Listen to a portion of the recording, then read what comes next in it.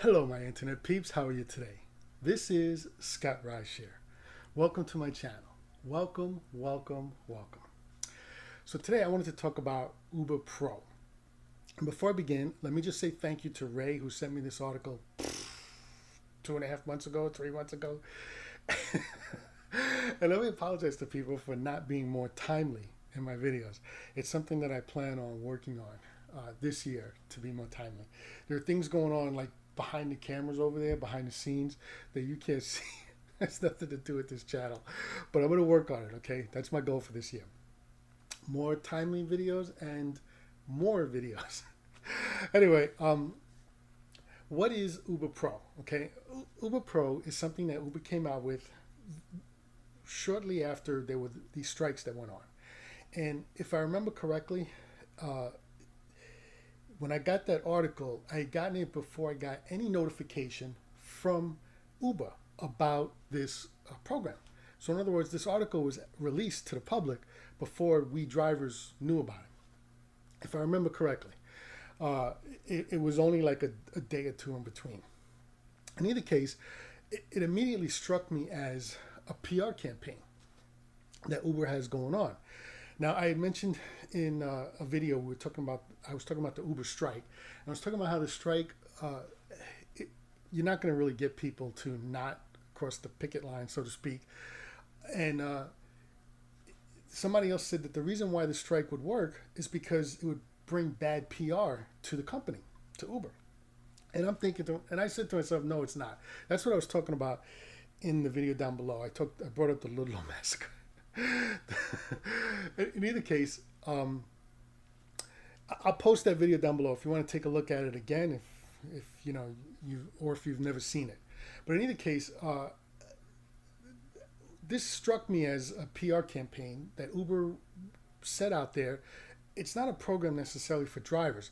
It's more or less a program for passengers to feel good about ordering an Uber, and it's good for the people that they want to buy their IPO because they plan on releasing an IPO this year, and they want to have investors feel good about investing in their company.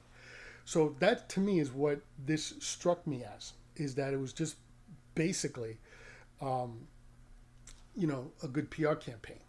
Now, briefly, Uber Pro is if you're a driver with high ratings and you have low cancellations, you can reap some benefits from that, which sounds like a good thing. It's something that if I was going to start up a rideshare company, I would institute to get drivers happy. um, but what will happen is you would get, if you meet certain criteria, you get paid more. You'll get to take online college courses. You'll get discounts on dent repair and discount on gas. Now, the problem is that as I was reading it, and then as I read what Uber sent to its drivers, I realized that you kind of had to jump through some hoops to make certain stages to reap these benefits. Similar to when you're in a video game, when you play video games. I'm not a gamer, so I apologize. But when you're in video games, you can reach certain levels by doing certain things, which is not bad if you're playing a game. But when you're talking about your livelihood, it kind of stinks a little bit. But it also reminded me of when I worked for a call center, which was basically like a boiler room operation. And what they did was they released our numbers, okay, to us. And the numbers counted how much we made in sales, how long we spent on the phone with each customer, how many customers we took. They also had, like, if you wanted to run to the bathroom, you would put your phone on aux so that calls wouldn't come to your phone. And then they would count up the amount of time you were on aux. So if your aux was too high, you weren't doing it. In either case, there was a lot of line items, explaining what your numbers were. But what I did was, when I got that, I kind of stood up. I was on the evening shift, and it was when we were overlapping between the morning shift and the evening shift. So we pretty much had everyone from our side of the weekend. And I looked around, and there was about 80 people there from my side of the week. So let me explain that. They're 12-hour shifts, Sunday, Monday, Tuesday, and then Wednesday you had a 4-hour shift. And then the other side of the week would come in for their 4-hour shift on Wednesday, and they would work Thursday, Friday, Saturday, 12 hours a day. Now, this wasn't a 24-hour operation. You had, people opening up and people closing. And if I remember correctly, we closed around 1 or 2. It was some time ago, like 17 years ago. But we closed around 1 or 2 in the morning. And as a result of that, we had an overlap from the morning shift and the afternoon shift. And it was only our side of the week. And I counted, there was about 80 people, and there was only about 5 people that actually had their numbers in order, which meant that at any time they could fire you just for your numbers. And it got to the point where when a team manager came down our row, you were in cubicles and rows, and when a team manager came down our row, people would automatically look over at the front door. And if there was security standing at the front door, they knew somebody in that row was going to get fired.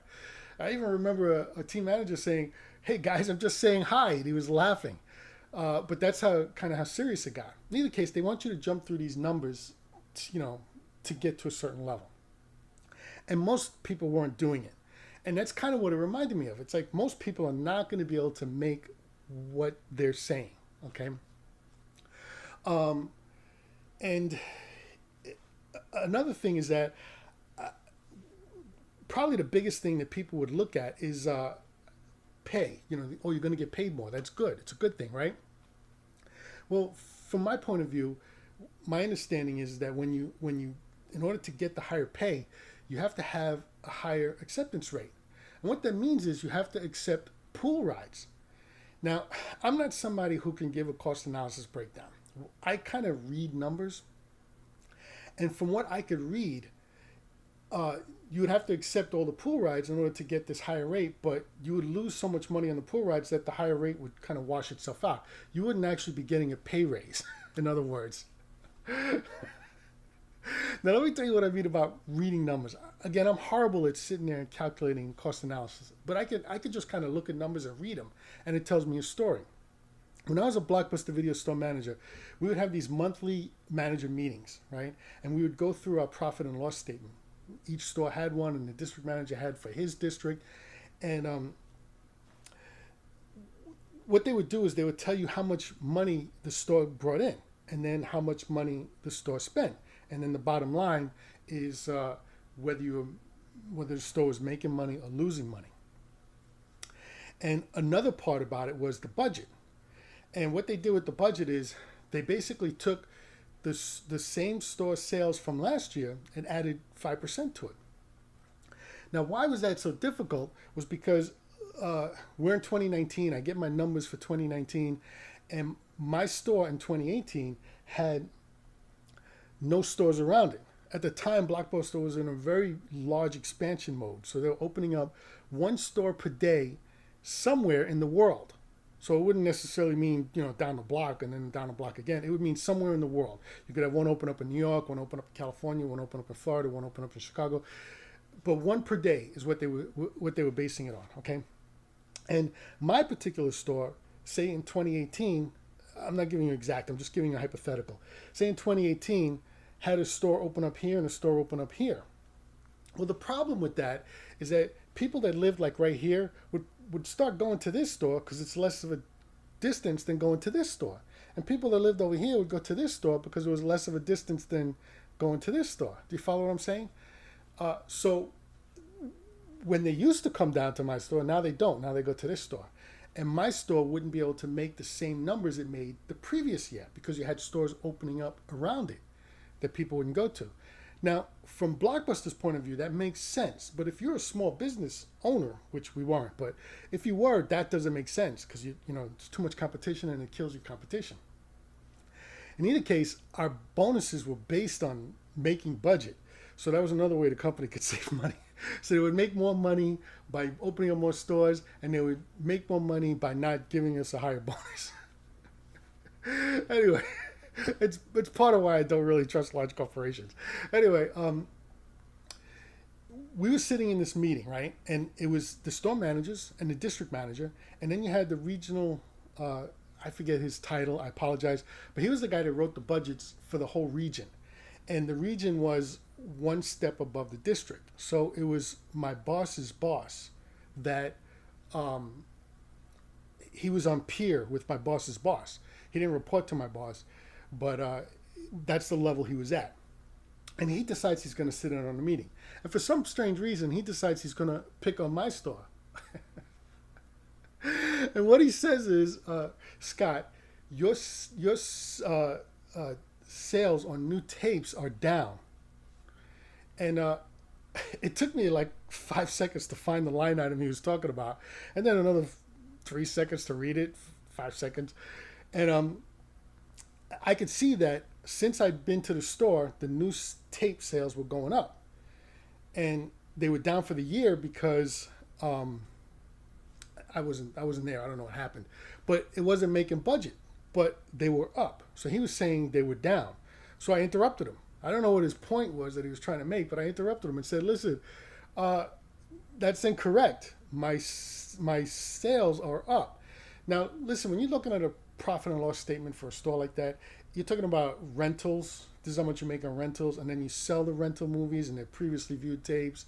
And then you rent games and you sell the games. And you're making money from previously played videotapes, things like that. This was for new tapes, brand spanking new tapes that came in. And I don't remember what it was I was doing, but I was just kind of doing my thing to improve my numbers. And I said to him, no, they're not making budget, but they're up. And he sits there and he goes, hold on. He was one of those people that could look here and type here on a calculator and had the paper coming out. And I can't do that. But he's sitting there going, hold on, clearing it. Hold on, clearing it. He did it like 3 times. And it took him longer to calculate that than it took me to find and read the numbers. But in either case, he says, no, you're right. And, you know, the whole crowd, yes, God. Anyway, that's what I do. I can kind of read numbers, but I can't give you specific numbers, which I guess ruins my credibility to a lot of people. But I just know that I can do it, okay? In either case, looking at the numbers, I realized that I wasn't going to, by accepting all those pool rides, it wasn't going to make up for the money they were giving me in a raise, okay? And somebody else actually did a video where they did a cost analysis breakdown, and they ultimately said what I said was right. All right. Also, now, probably the best thing about this whole Uber Pro program is the college, college credits that you get. Now, I'm going to tell you, for me, in my past experience, those online college courses were never really any good. As an example, my previous job, I was in security. And they were offering, like, I couldn't get a Master in Business Association. Is that what it's called, the MBA? I couldn't get that. They were offering me things like criminal law, which doesn't mean anything. I mean, if I go to the police academy and I have the criminal law degree and the person next to me doesn't have the criminal law degree and everything else is equal, they'll accept me before they accept them, that other person. Do you see what I'm saying? If I want to get into college as an attorney, law school, me with the criminal law degree, I would get picked over somebody who didn't have the criminal law degree, considering everything else was equal. But it doesn't mean anything outside of that, other than that the company can promote that this particular person has a degree in criminal law. So it looks good for the company when they're trying to make more sales. Anyway, that's kind of why it never really worked for me. It was also a reimbursement program, which I didn't look into Uber Pro that much to see if it was or wasn't. But a reimbursement program means basically that you pay for the quarter, and once you get your grades, you submit your grades, and if it's high enough, then they'll reimburse you for it. Now, again, I didn't look at the Uber college program, online college program, to see if that's what it was. I didn't look to see what colleges, what courses they offered, none of that stuff. Because it struck me as the way the previous companies in the past have done. So the biggest problem about that, though, is that you have to maintain high ratings. And maybe I'm just being a little paranoid, but I know Uber has like mystery shoppers. They would get in the car, they would go somewhere, and they'll ask you to do things they're not supposed to, and then they'll rate you on it. and as a result, they'll send the results into Uber, and Uber will reimburse them for the ride.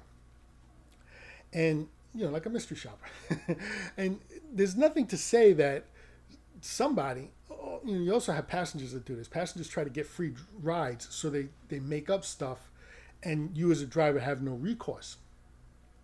And your rating could be lowered as a result of that, so that you're not getting the college tuition anymore. And who knows if the mystery shopper would go in there and do some things to get your rating lowered anyway. I don't know. I'm not saying that Uber would do that, but I wouldn't put it past them, okay? In either case, you also have to rely on Uber keeping accurate records of things. And here's my problem with that. It's the reason why I won't do their fuel card. So, like I was saying earlier, that one of the benefits of Uber Pro is that you get discount on gas. But you only get that if you have the Uber debit card. I never got the debit card. And the reason why is because of my problems with the fuel card 2 years ago. A year and a half ago, really. When I first started driving, it was about 2 years ago. But I ended up getting the fuel card when they released it, which was a couple of months after that. And the way it worked is you can only use it to buy fuel. And you would get discount at certain gas stations. This is a good thing, right? And what would happen was the end of the week when you're about to get paid, Uber will take out what you owe on the fuel card and then pay you the rest, the difference. And I figured that was good because what I was driving for in Lyft would pay for the bulk of my bills, and then I'd pay for my gas through Uber, and then whatever was left over, I'd take care of some other bills, maybe some spending money, whatever. But I figured that's a good way to do things. So I started doing that. Then at some point, I realized that I was getting paid more than I should have. I'm looking at the bank account. I'm going, that's more than I expected. And it was like that for like 2 weeks, and I never really stopped to dig in to find out why. I just paid my bills. You're running busy all the time. I didn't stop to look.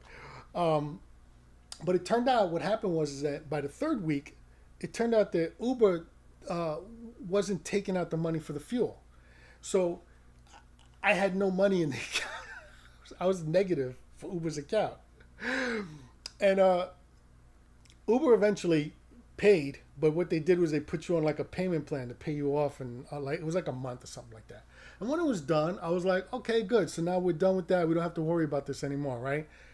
Wrong. It happened again, like 2 months later. And it was then that I tossed the fuel card, and I never used it again, and I never will. Now, doing this Uber Pro program, you have to kind of rely on Uber, who has done things like this fuel card, in order for you to get your college credit, which is the best benefit of the Uber Pro. I don't trust them for that. On top of that, since I got that report, since Uber Pro was announced as in beta phase, in testing phase, since that was announced, the Uber app has crashed 3 times, which means you couldn't get out there and drive if you wanted to for Uber.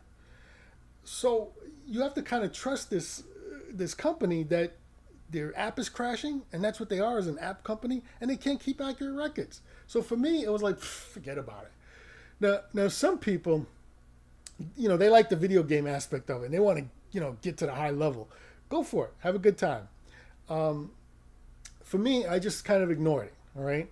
I will continue to ignore it.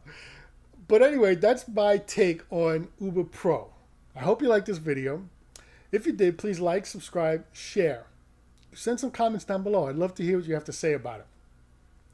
This is Scott Rideshare. Have a great day.